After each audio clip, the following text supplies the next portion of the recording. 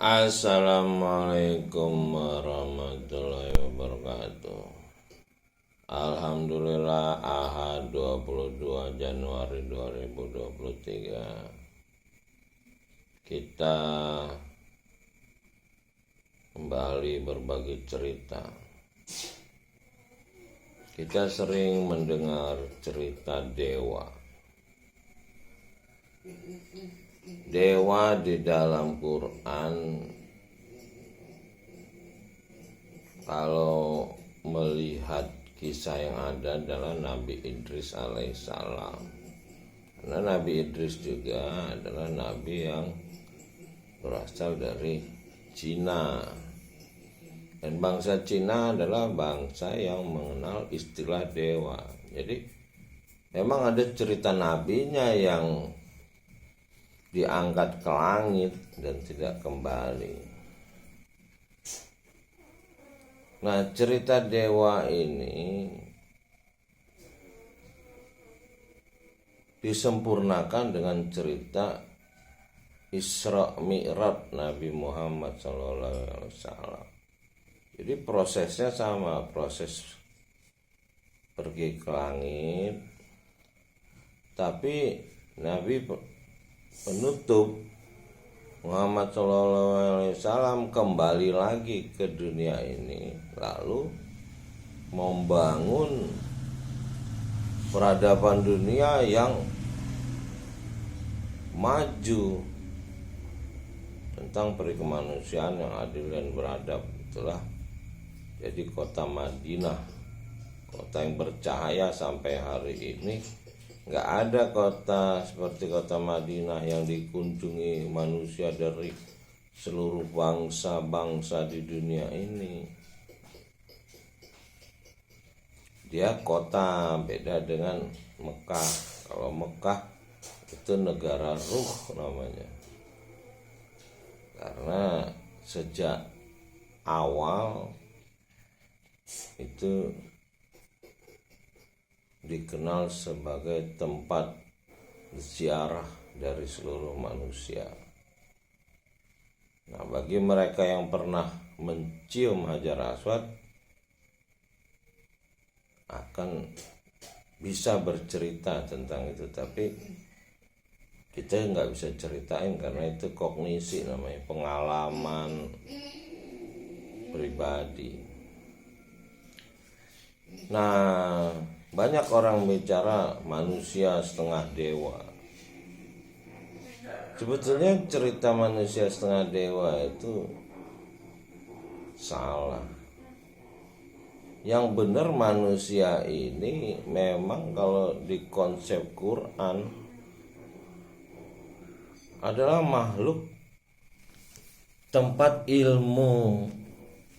Semua ilmu pencipta diwujudkan. Jadi pencipta langit dan bumi itu memiliki ilmu yang tak terbatas. Dinyatakan andai kata pohon menjadi pena dan laut menjadi tinta, ilmu pencipta langit dan bumi itu tidak akan habis. Nah, wujud dari ilmu itu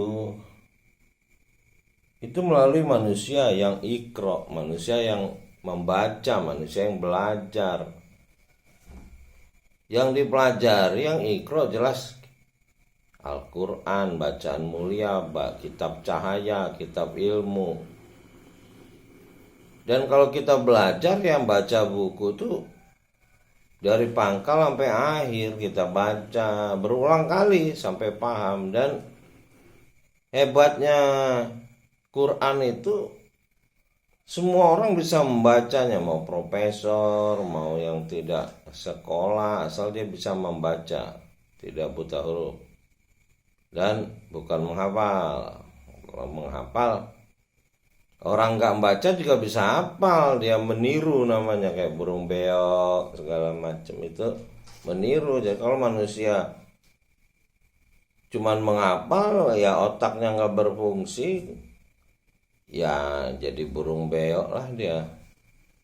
Cuman dia lebih canggih, lebih banyak hafalannya. Nah, konsep manusia setengah dewa itu salah. Yang benar ya manusia ini wujud dari ilmu pencipta langit dan bumi. Itu dinyatakan di terakhir dari bacaan mulia itu Robbinas, Malikinas, Ilahinas. Nggak ada makhluk lain, nggak ada ciptaan lain di situ.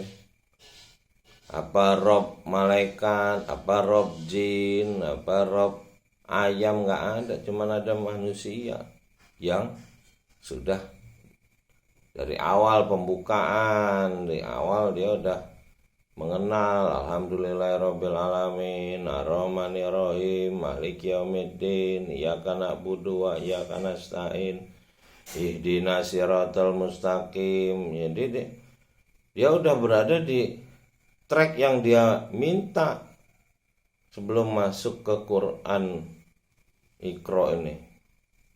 Ihdinas siratal mustaqim, lalu siratal ladzina an'amta 'alaihim, jalan yang diberi nikmat. Jalan yang beri nikmat tuh diberi pemahaman, diberi ilmu, diberi hikmah, diberi ilham dengan belajar membaca. Dia akan punya kemampuan berpikir yang terbimbing oleh pencipta langit dan bumi. Coba kalau kemampuan berpikir tanpa petunjuk ini bisa merusak. Disinilah peran iblis. Lahirlah keserakahan, kesombongan yang merusak manusia. Jadi manusia ini SOP-nya nggak dipakai ya rusak.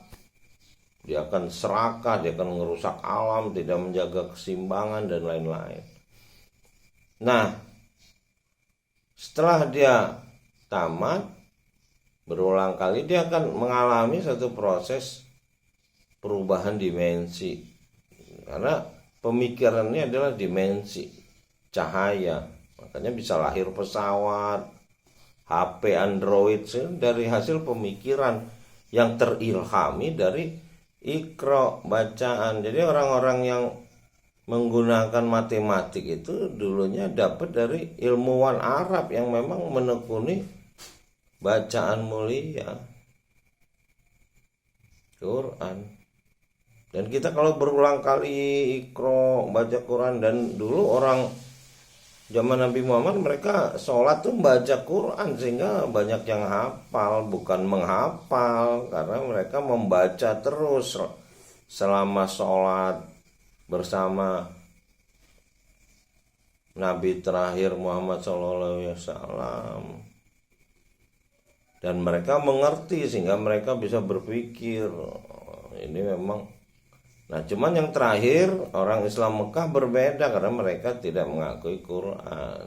Lalu mereka lebih percaya kepada kehebatan Nabi terakhir kita Muhammad SAW sehingga lahirlah hadis-hadis.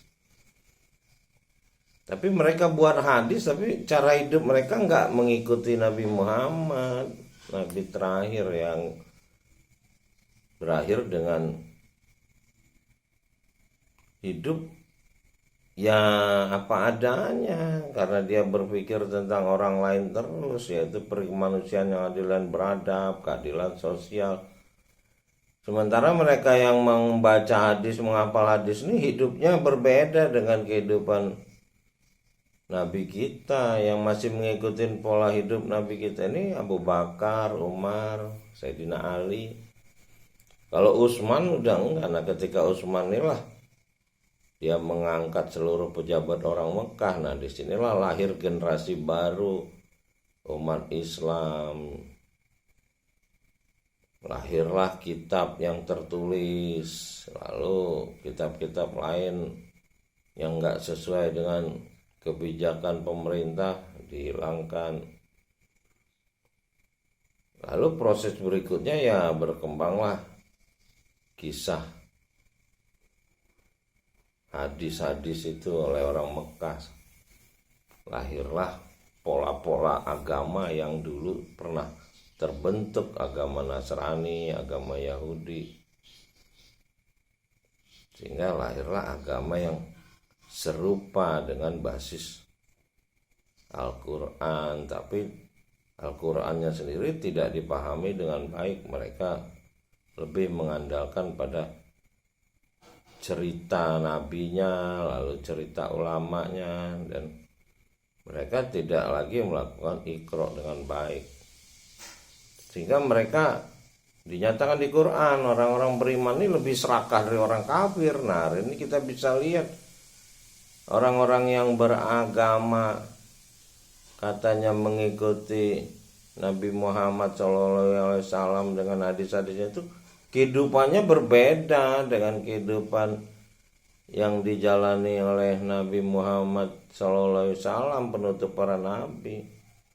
Nah, kalau kehidupannya udah berbeda, ya kita bisa simpulkan mereka tuh menempuh jalan yang berbeda dengan yang ditempuh oleh Nabi Muhammad SAW. Sebab kalau dia benar, dia menuju ke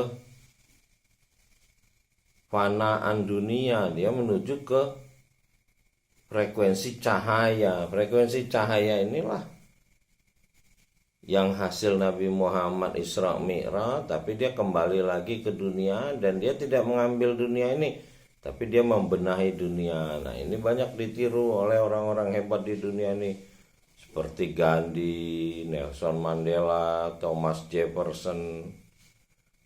Ya, mudah-mudahan di Indonesia ada orang yang bukan sekedar bicara hadis, bicara Quran, tapi cuman hafal. Kan lahir orang-orang yang iqra seperti di saat Nabi terakhir Muhammad SAW menerima Quran selama 22 tahun, 2 bulan, 22 hari. Jadi Quran itu sendiri turunnya begitu lama, satu proses pembentukan karakter.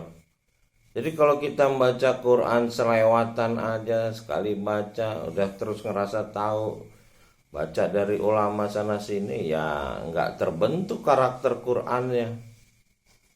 Nah, disinilah bukan lagi bahasanya setengah dewa, lebih dari dewa. Itulah manusia-manusia dengan karakter iqra, Quran terjemahan, artinya Quran yang dimengerti sama dia. Kalau dia udah mengerti Quran, maka dia akan membentuk dimensi baru dari pemikiran. Lahirlah mereka-mereka yang mendapat ilham, petunjuk. Itulah lahirlah teknologi-teknologi sekarang ini dari mereka-mereka yang membaca tanda-tanda kekuasaan pencipta langit dan bumi. Demikian, mudah-mudahan ke depan akan lahir manusia-manusia iqra yang mampu merubah dunia ini menjadi lebih baik. Jadi iqra itu bukan untuk anak kecil biar bisa membaca Quran, tapi adalah untuk manusia yang sudah tua, yang mau menghadap pencipta langit dan bumi sehingga bisa menatap wajah pencipta langit dan bumi. Demikian. Assalamualaikum warahmatullahi wabarakatuh.